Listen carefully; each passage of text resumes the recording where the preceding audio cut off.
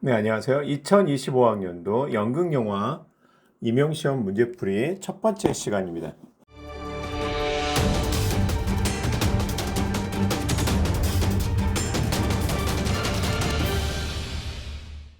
네, 전공 A 문제 1번이죠.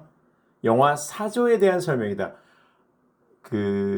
지금까지 영화 문제 같은 경우에 영화 사조에서 상당히 많은 문제가 나옵니다. 그래서 여러분들이 영화 사조는 초창기부터 거의 80년대까지는 그 세계 영화사, 한국 영화사 사조의 흐름을 이해하셔야 됩니다.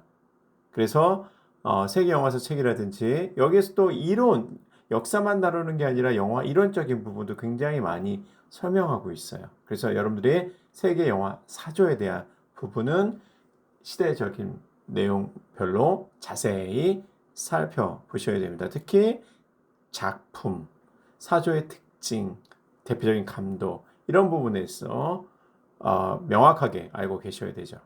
네, 영화 사조에 대한 설명이다. 괄호 안에 기역, 니은에 해당하는 영화 사조를 순서대로 쓰시오라고 되어 있습니다. 그래서 이 내용을 살펴보겠습니다. 미국의 모모는 기억은 1960년대 후반부터 70년대 중반까지 그쵸? 지속된 새로운 영화의 경향이다. 새로운 영화의 경향이다. 새로운 new라는 부분이 아무래도 들어가겠죠? new라는 부분. 네. 그리고 인종 차별주의 철폐 운동과 베트남 전쟁 반대 운동이 일어난 이 시기의 젊은 감독들은 모호해진 미국 국가 정체성과 기성세대에 대한 반항을 표현했습니다. 네, 이런 기성세대에 대한 반항, 새로운 영화의 경향, 이런 기본적으로 뉴웨이브라고 할 수가 있습니다. 기억은 프랑스의 니은, 프랑스의 대표적인 영화 사조하면 여러분들이 누벨바그라는 거로 쓰시면 되겠죠. 누벨바그의 영향을 받은 젊은 미국 감독들이 주도했으며 이들의 관습적인 서사 구조와 제작 방식을 탈피하여 새로운 형식, 그쵸? 누벨바그도 영어로 쓰게 되면 뉴웨이브라고 써도 돼요, 여러분들. 뉴웨이브라고 쓰셔도 되고 누벨바그도 됩니다. 뉴웨이브라고 쓸 때는 프랑스 뉴웨이브라고 쓰시는 게 훨씬 더 정확하죠. 근데 앞에 이미 프랑스라는 말이 있으니까 뉴웨이브 또는 누벨바그. 근데 선호하는 답은 누벨바그입니다. 새로운 형식과 주제를 탐구하였으며 전통적인 미국 영화에 나타난 권성징악과 영웅적인 인물이 아닌 반영웅주의, 그쵸? 반영웅주의를 표방하여 선과 악의 모호함이나 낭만적이고 인간적인 악인을 그려내었다. 대표적으로는 우리에게 내일은 없다, 보니 앤 클라이드죠. 그리고 60년대 나왔던 작품입니다. 졸업이라는 영화, 네, 그 다음에 이지 라이더, 이 세 영화가 어떻게 보면 가장 대표적인 이 미국 사조 뉴웨이브의 대표적인 작품이라고 했습니다. 그래서 이들 영화의 이제 특징을 정리하다 보면은 요 내용을 정리해 보면은 60년대 후반부터 70년대 중반까지 이루어졌다. 그 다음에 젊은 미국 감독들이 프랑스 누벨바그의 영향을 받았다. 그 다음에 기성세대에 대한 반항, 즉 반영웅주의죠. 네, 이런 특징은 우리가 뉴 아메리칸 시네마라고 할 수가 있습니다. 뉴 아메리칸 시네마도 기본적인 정답이 될 수 있고요. 또는 뉴 할리우드도 괜찮습니다. 뉴 할리우드도 괜찮고요. 하나 더 한다면은 아메리칸 뉴웨이브까지도 가능하죠. 네. 근데 가장 일반적으로 많이 쓰는 게 뉴 아메리칸 시네마입니다. 그 다음에 뉴 할리우드, 아메리칸 뉴웨이브라고 이렇게 쓰시면 되겠습니다. 이 지문 내용을 가지고 뉴 아메리칸 시네마, 뉴 할리우드를 구분하기는 쉽지 않아요. 뉴 아메리칸 시네마하고 뉴 할리우드도 시기적인 부분에 따라서 그 다음에 뭐 그런 어떤 언더그라운드 실험 영화적인 부분까지 한다면은 또 뉴욕이라는 공간을 얘기하면은 차별화할 수 있는 부분도 분명히 있습니다. 뉴 아메리칸 시네마하고 뉴 할리우드. 그런데 뉴 아메리칸 뉴웨이브는 어쨌거나 뉴 아메리칸 시네마 같은 개념으로 사용하셔도 되고요. 하지만 이 지문에 있는 내용 가지고는 구분하기가 굉장히 어려워요. 그래서 제가 봤을 때는 뉴 아메리칸 시네마, 뉴 할리우드, 아메리칸 뉴웨이브 다 정답이라고 할 수가 있습니다. 그리고 니은은 누벨바그라고 할 수가 있겠죠. 네. 그러면 여러분들 영화 사조 늘 강조하는 부분입니다. 이미 뉴 아메리칸 시네마도 그 전에 한번 언급된 적이 있었어요. 누벨바그는 매번 언급되는 경우고요. 네, 다음 문제 넘어가겠습니다. 네, 2번 문제입니다. 2번 문제입니다. 가와 나는 영화의 이미지를 표현하는 방법에 대한 내용이다. 기역, 니은, 네, 해당하는 영화 용어를 쓰시오라고 되어 있습니다. 그래서 여기 샘 맨데스 감독의 아메리칸 뷰티 작품이죠. 2000년도에 나온 아메리칸 뷰티입니다. 네, 그래서 이렇게 식사하는 장면이 나와 있습니다. 그리고 오른쪽에는 또 그 래켐이라는 영화 2002년도에 나온 영화죠. 네, 이런 영화 스틸을 사용을 했어요. 상당히 어려운 문제 같지만 이 문제는 제일 쉬운 문제 중에 하나였어요. 2025학년 문제 중에서. 그래서 여러분들이 이렇게 알고 있는 내용들이에요. 그래서 위 숏의 좌우 대칭 구도와 좌우 대칭 구도가 비어있는 공간을 강조한다. 극중 딸인 제인을 중심으로 불 켜진 촛불을 곡선 형태로 주광 키라이트를 밝게 한다. 그래서 여기 보면 좌우 대칭과 대칭의 구도가 비어있는 공간 이 부분을 보면은 화면을 구성하는 요소들을 제시한 거죠. 조명이라든지 그쵸 조명 그다음 인물 배치 그 다음에 소품 배경 색감 카메라 앵글 등 이런 그 시각적인 거를 다 집어넣죠. 그래서 감독이 특정한 분위기나 의미를 전달하기 위해 사용하는 표현 방법이라고 했습니다. 네. 다시 한번 좌우 대칭 구도가 비어있는 공간은 화면의 구성 요소를 얘기하는 거고요. 그 불 켜진 제인이죠. 불 켜진 촛불을 곡선 형태로 배치해 주광을 받게 한다라는 거는 조명과 인물, 제인을 중심으로 해서 인물 배치를 설명하는 거죠. 그리고 마지막 또 인물에 대한 부부 사이의 거리를 가장 멀게 위치시키고 가족 구성원들 사이에 일정한 거리를 두고 배치한다라고 되어 있어요. 이것도 인물의 배치와 구도를 설명하는 내용이죠. 이것은 바로 미장센입니다.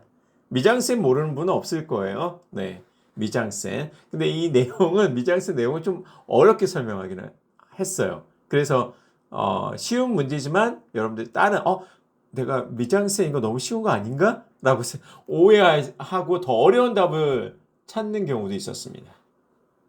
네. 그 다음에 오른쪽 문제로 한번 가보겠습니다. 네.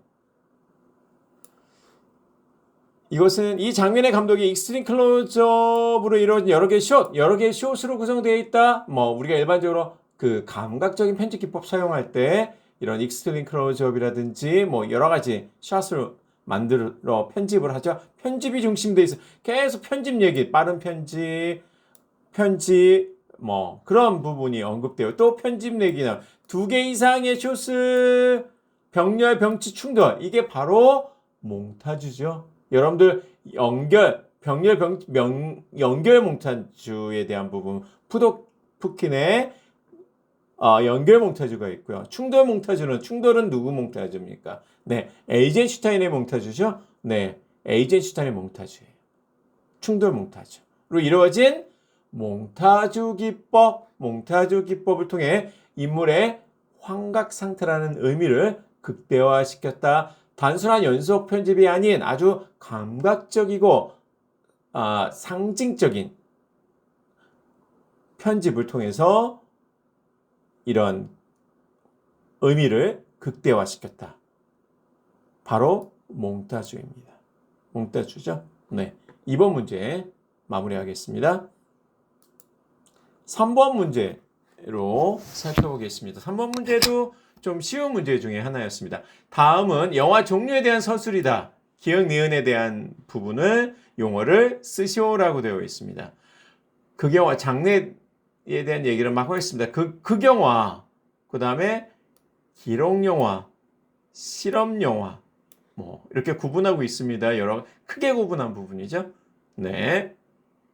극적 구조를 지닌다. 인위적으로 구성된 허구 이야기를 바탕으로 이거를 무슨 이야기를 가진 영화. 예전에도 한번 이거 나왔습니다.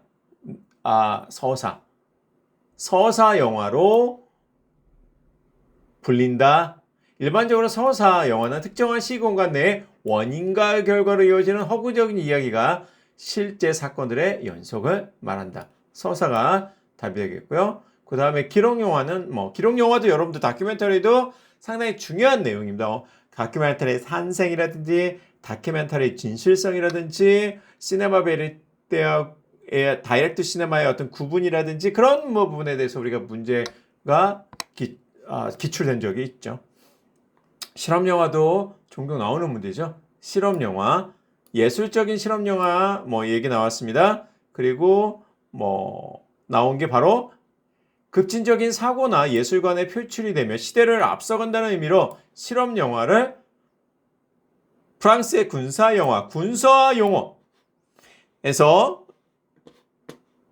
유래한 바로 아방가르드죠. 아방가르드 영화 또는 전위 영화.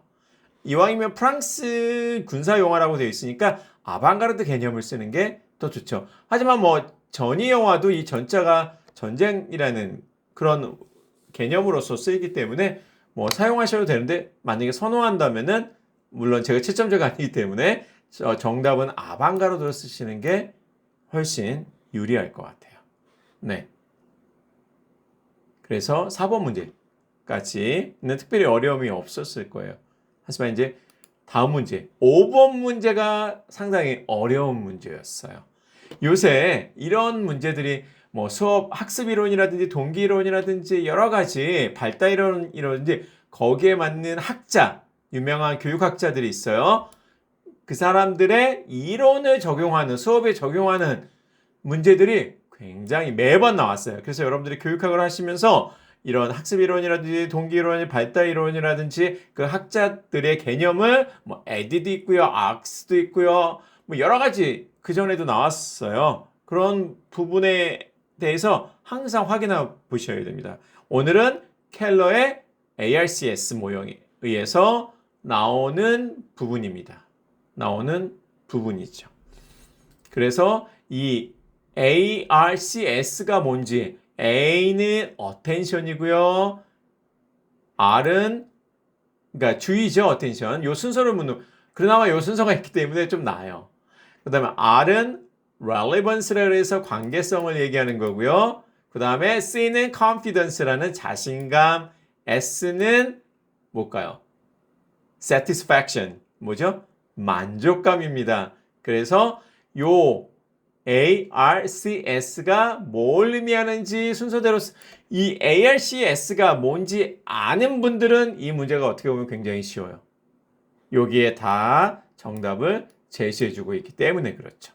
이 나머지는 별로 중요한 부분은 아니에요. 그래서 다양한 앵글의 종류, 카메라 앵글이죠. 이왕이면 문제에서 카메라 앵글이라고 명확하게 설명해 줘야 되는데 여기 제시문에서는 카메라라는 얘기는 언급되어 있잖아요. 하지만 영화를 전공하신 분들은 카메라 앵글이 가장 대표적으로 조명도 앵글이 있을 수는 있지만 카메라 가장 대표적이죠. 그래서 아마 그 내용을 해주시는 거예요. 그래서 여기는 수업 과정, 도입, 전개, 정리 3단 구성으로 이루어져 있고요. 기억 문제 한번 확인해 보겠습니다. 호기심을 유발할 수 있는 영상, 사파 등 시청각 자료를 활용한 부분이 우수하다. 도입 부분에 시작하는 거는 뭡니까? 네, 바로 주의 집중이라고 해도 돼요. attention의 개념으로. 그래서 주의가 됩니다. 그 다음에 전개에서 보통 나올 수 있는 게 RC. 그래서 니은은 관련성. 그 다음에 자신감이 요 전개 부분, 정리 부분에서는 디귿에 해당하는 거니까 마지막으로 나올 수 있는 게 만족감, satisfaction. 그래서 디귿은 만족감이 될 수도 있어요. 니은은 이번 시간에 배울 앵글의 종류에 대한 학습이 앞으로 학생들이 기대하고 있는 수업인 단편 영화 제작에 많은 도움이 될 것이라고 안내한다. 단편 영화 제작하고 관련되어 있다. 관련성이죠. 관련성입니다. 관련성에 대한 부분을 설명을 하고 있는 거죠.